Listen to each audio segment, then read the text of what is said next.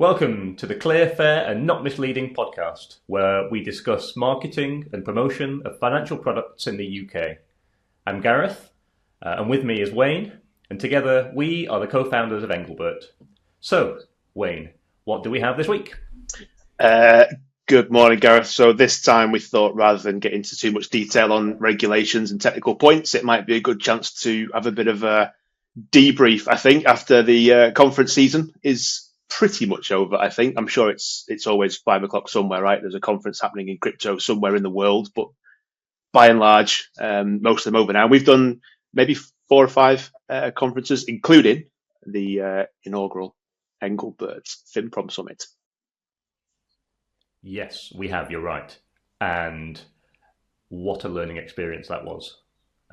Firstly, in terms of trying to pull an event together for the crypto space, but also just from the discussions we had, right? So, just to be clear, we did the event as a Chatham House forum, so we can't go into much detail on who said what. But what we thought would be helpful is probably to run through some of the topics that were discussed, some of the feedback from the industry on the regime, things that they've been struggling with, so that we can hopefully provide some guidance and assistance to others who might be suffering or needing to solve those same problems. Absolutely. And we did run, as you say, a Chatham House rules, but just to give some thanks, I guess, to people that made the event happen, because let's not pretend that we were running around putting up banners and getting things printed. So to Reda and Jess and Laura and the team, everybody that helped out was awesome. And also to the FCA for attending and taking part in the event. Obviously, we're not going to cover in detail what was presented under the Chatham House rules, but it was nice to have them there, I think. And it's always good, I think, for both sides, for the regulator and for industry, to see real people in a real room in person talking about this stuff. It just makes the relationships work a little better, doesn't it? So we're really appreciative to them for doing that for us. But we did have a session, didn't we, partway through the day, where we sort of asked people in the room. There were legal firms represented, there were industry participants represented, token issuers, exchanges, and we really wanted to gather from them some of the points that people are struggling with, some of the questions that they might have, that they might want to put to the regulator if the opportunity arose. And we said we'd gather those together and give some feedback. And this is an opportunity for us to do that. Yeah, that's right. And we split everybody out into small group discussions, so it was easier for people to chat and go into the minutiae of probably some of the problems that they're facing. But it's fair to say, I think the comments covered probably the entire gamut of the regime. It wasn't exactly like everything was about the risk warning, for instance, or it was all about how difficult the appropriateness assessments are. It was, I suppose, comments on the whole piece, which is really helpful, because it's interesting to see how once these rules get written, from a policy perspective and then implemented in practice, you start to come up against some barriers or technical difficulties that you just need to overcome. So, probably if we cover a few of them, Wayne, just in like thematic order. So, shall we start with maybe risk warnings? Yeah, and I think it's not unexpected, the sort of feedback we got on the risk warnings and on the other areas, actually, because it is applying rules that require some degree of judgment to be made. It's not super prescriptive. Even the bits that look prescriptive have a bit of nuance to them. So it's quite normal, I think, with any new regs that's the way it goes. And on the risk warning point, it was a lot of technical points, firstly. So before we get into things like font sizes and stuff, it was the appearances. So clearly in this space, there are web pages, there's apps, and there's emails. And certainly when we're receiving stuff through to be approved, we're seeing really good efforts being made to meet the prominence requirements and make sure everything stacks up, and that all looks good and great. But then what you sometimes find is that when those warnings and things are deployed on different platforms, then they start to look a little bit different. And so we can get something through that looks very, very good, prominent, meets all the requirements. But then when, for example, a snapshot from an iOS device comes out on Android, it looks slightly different. Um, the one that's harder to grapple with, I think, that was discussed was email. So you can send out an email that looks absolutely perfect, but of course, people's email, the way that they view emails on different platforms to get emails on, all differ, and you don't have any control over that. So the way that it will appear might alter slightly.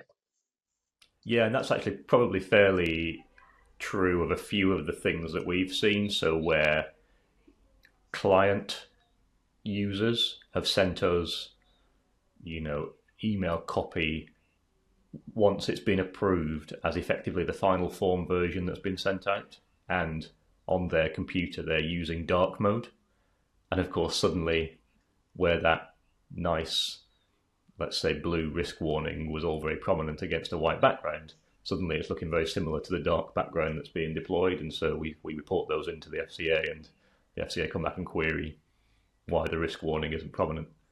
But you're absolutely right, it's because if a user is choosing to use dark mode, there's probably not a great deal you can do if you've designed your banner for a kind of light background implementation. And it's also true, I think, probably to say that not only different operating system devices, so you said when you present something in iOS and if you use an Android, it looks very different, but also the sort of myriad different phone sizes that are available means that a risk warning that looks an okay size on, an iPhone Pro might suddenly look like it takes up most of the screen on a smaller device. Or conversely, if it's been designed with a smaller device in mind, it looks absolutely tiny when presented on one of those bigger screen phones. So I suppose partly the prominence requirements go so far, and it is helpful that you're right, Wayne, that it's not prescriptive in a real sense of the word. There's a good degree of principles-based thinking that goes into this, and there's no objective yardstick to measure prominence in any sort of strong degree. But it's clear that at least you have to show, I would say, that you've done your best on the average screen size and implementation and the average user's email configuration to make your thing look prominent. I guess that sort of same logic applies to another point that came up, which was around the balance. So when they're talking about balance of risks versus benefits, that word balance sounds fairly straightforward until you try to implement it and you start asking, is that in the number of words, the number of sentences, the size of the font? What does that balance actually look like when you try to put it in place? And so I guess with that point and with the risk warning point, you've got your efforts made to make sure you meet the requirements as written. But then when you try to evidence why you think that you've done the right thing, then you can start to look to outcomes, which is what the regulator's also particularly keen on. And what's the outcome of that balance as you've judged it, or prominence as you've determined it? And it's that we want to make sure that when investors are going through the journeys, looking at screens, etc., that the risk warning is prominent enough and visible enough that they can always see it, and that the impact is that they know what the risks are, that there are risks, that it is a high risk investment, and that there is somewhere they can click to get more information. And so you kind of move over into that outcomes perspective, I guess, rather than the pure trying to work out, in a scientific way what prominence is and what balance looks like. Yeah, and probably there's also a bit of post promotion implementation research work to be done as well. I know, some of the participants were talking about running consumer research to kind of inform kind of what works and what doesn't work in the context of a user's specific journey, because bearing in mind the user outcomes here, every user's outcome will be different if their experience is different. And so, it probably isn't a bad idea that firms look at engaging with their own consumers, their own target market, and discussing how that journey worked for them, whether they are seeing something that they believe is prominent, whether they believe that what they've been sent is balanced, and has the way that language has been used, whether that's the kind of balancing risk language or the positive promotional content, whether that's impacted or affected their decision making as they've been through that journey. Because again, I think that would be unusual.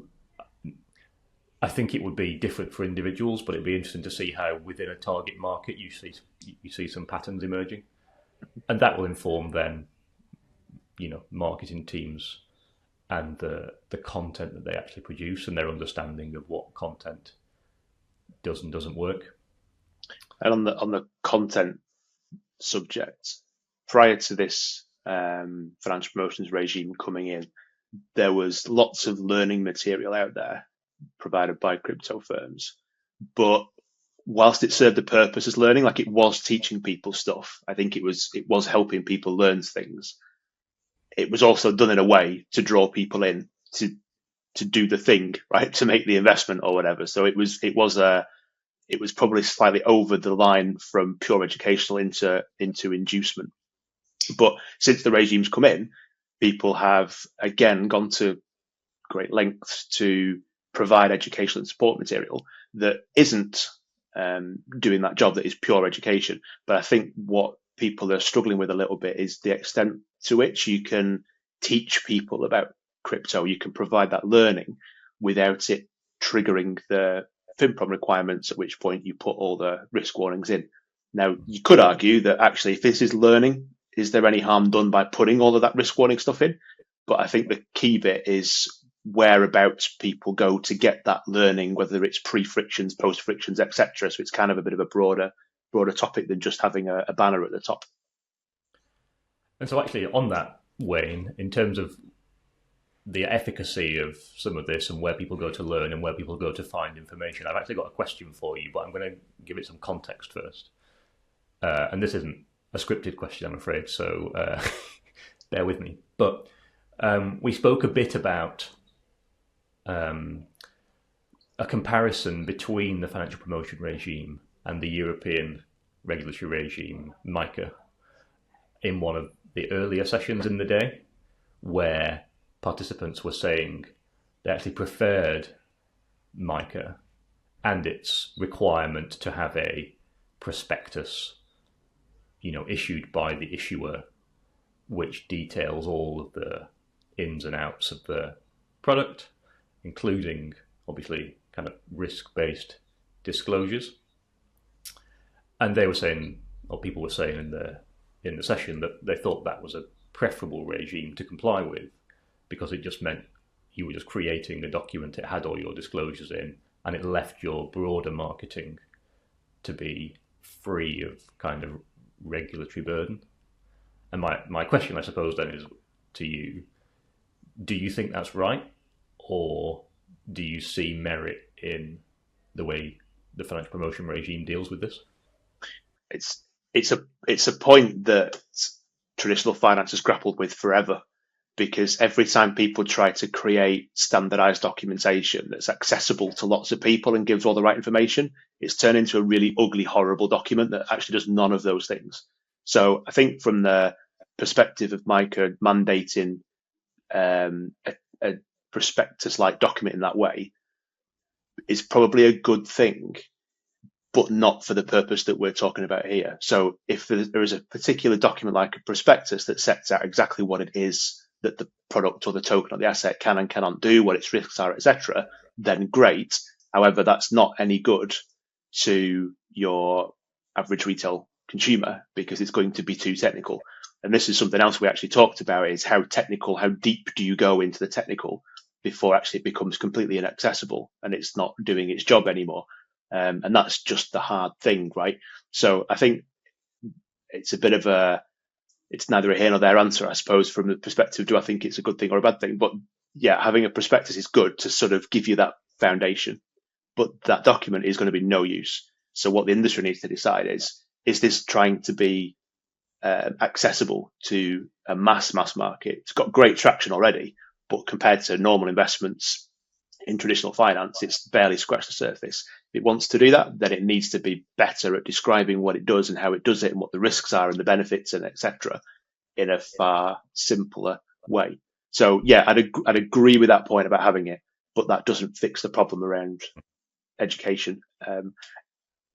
Trying to mandate something that does fix that problem about giving the right information to people at the right point in the journey. I don't think anyone's found the answer to that yet, because as soon as you think you've landed on it, what you've done is created this, as I say, total mess of a document that everyone's like, what is this telling me? I'm not interested. I'll go and read something else instead. The classic terms and conditions problem, I suppose. But T's and C's, yeah. We've slipped into our old funds world, Wayne. Of course, there by calling it a prospectus, and of course it's a white paper, isn't it, under MICA? So I'm just going to correct myself there. But okay, on sort of you might call unsolvable problems.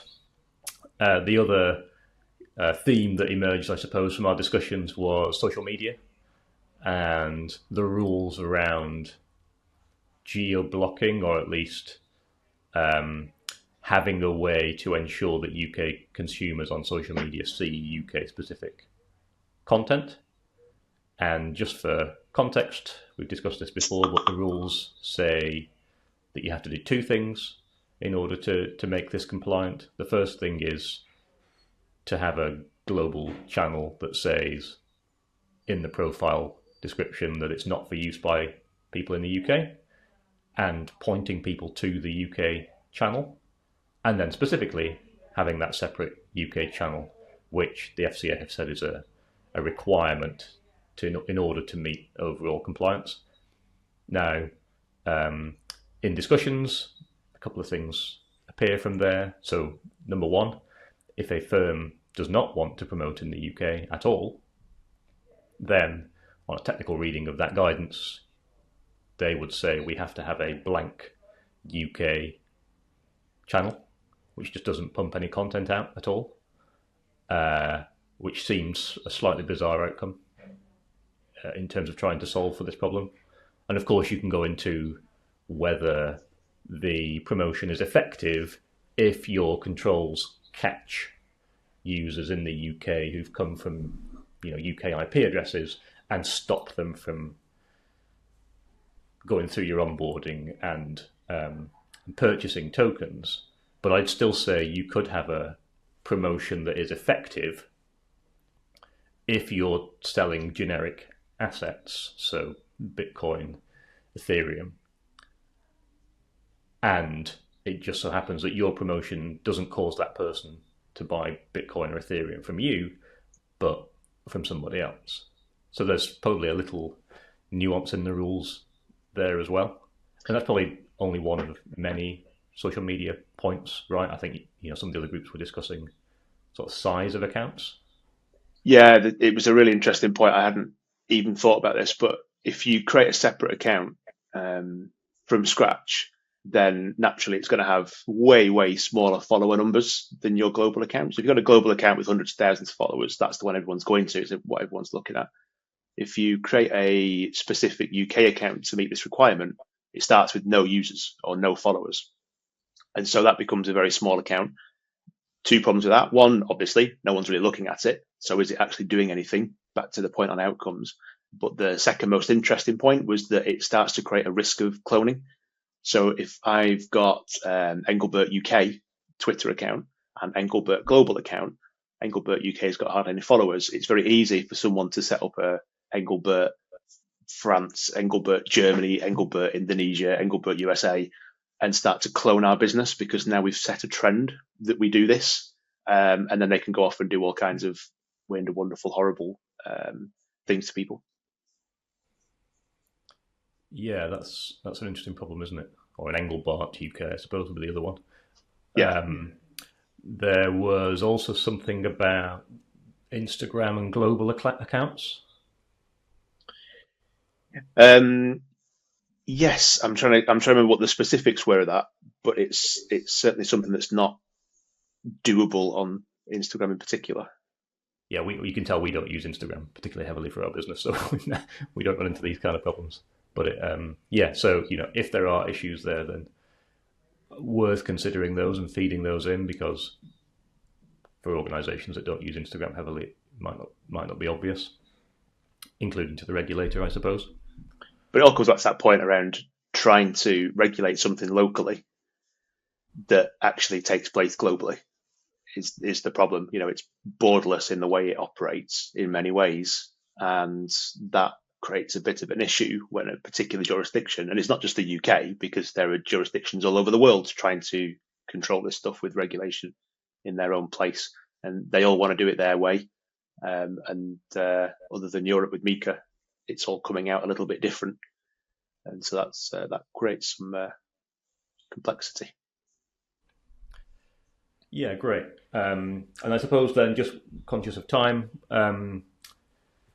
the last piece, I suppose, is the kind of perimeter of the regime. So, some firms were looking at the requirement to, for instance, have every page that's linked to a promotion having a risk warning on there, suggesting that, in the widest possible interpretation of that, every page on the internet would have a risk warning. I'm not sure I sort of follow that logic in practice, and I don't think the FCA is trying to follow that logic in practice, but more that any page that directly links from a financial promotion, whether that's a click here to learn more button or a click here to see current prices, would sort of have that direct requirement to have the risk warning visible.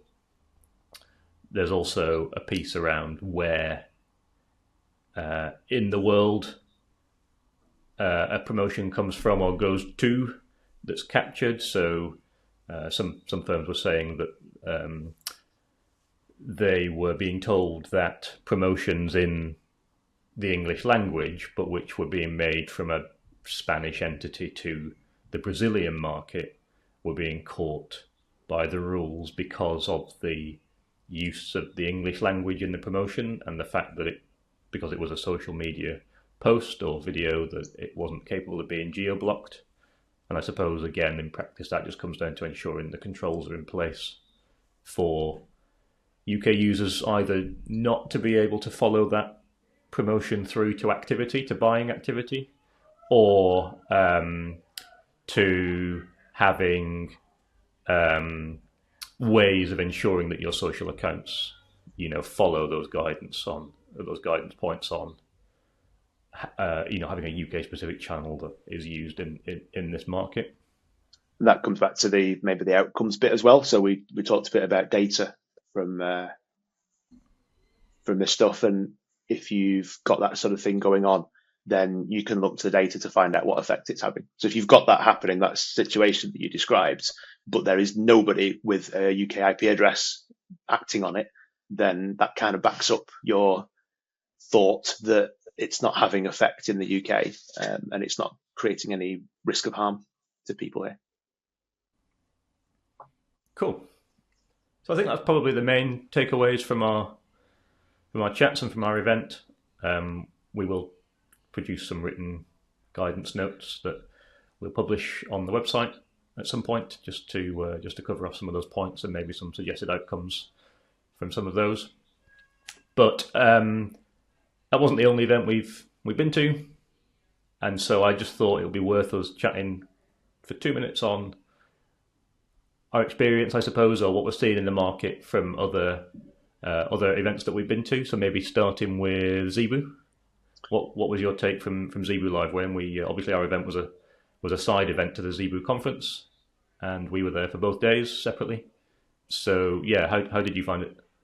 Yeah, it was. It's a great event, and I would say that this year versus previous, the fact that we're in the room as compliance people dealing with regulation never gets you off on the most popular footing, right? Nobody's bounding into an exhibition centre, leaping straight to the compliance people. But what I've found this time in both the interactions we had at the stand and the questions and the points that were covered in the panel session that I did on the Friday afternoon is that people are engaging with this way more than they were before. Like there's definitely a growing maturity, I think, to the industry and its acceptance. Call it acceptance of regs being introduced, and so people are now asking us more questions about the specifics of what it needs, and do I need this? Am I compliant? What do I need to do? What's it like being regulated? That was the topic of the panel discussion, and it's getting much more interest and engagement than before, when it was either I don't need this, what are you doing here, or I don't want to have to need this. I'm going to put my hands over my eyes and ears and hope it goes away. Yeah, I think that's right. And probably there's sort of a level of intermediation happening as well, probably here. So a lot of people from marketing firms, like the Flight 3 team, who do end up trying to create the content a lot of the time that gets pushed out as marketing, needs to be kind of compliant in that way. Also sort of realizing the implications and expectations on them of this set of rules. So you're right, I think probably greater degree of engagement, more in-depth conversations, and even those smaller teams trying to figure out how on earth they deal with it. When you are only a small project, so a very different experience to probably the last 9 months, I would say. Yeah, and I think it's not just the regulations coming in either. I don't think that's created this it's almost like a bit of a seriousness has come in. It's like, oh my God, this is like a proper thing now. This is not just happening. It's not just a sideshow. This is not a small thing. It's not lots of little projects. I feel like since the Bitcoin ETFs were launched, loads of press around that. You look at the firms, the institutions that were involved in it. I think that, plus the regs, plus things like MICA and FinProm regime, the FCA, and lots of talk about it, etc., has sort of created much more thought around regulation and what's needed. So people are aware of it now because you can't miss it, whereas before you could miss it because, we said this before, haven't we? Who in California is creating this amazing crypto project, but also checking the FCA website? Nobody's doing that. Whereas that's not really necessarily quite the same anymore. And so it's got that kind of big, important feel to it. And with that comes, but rules. And I'm sure very soon we'll have to sit here wearing suits and ties. Trying to resist that as long as we possibly can. We've just invested in Engelbert hoodies and merch, so we don't want to be going there too quick. Yeah, cool. So I think that's probably a wrap, isn't it, for this one? Maybe next time we change gear a little bit and have a look at the overseas funds regime.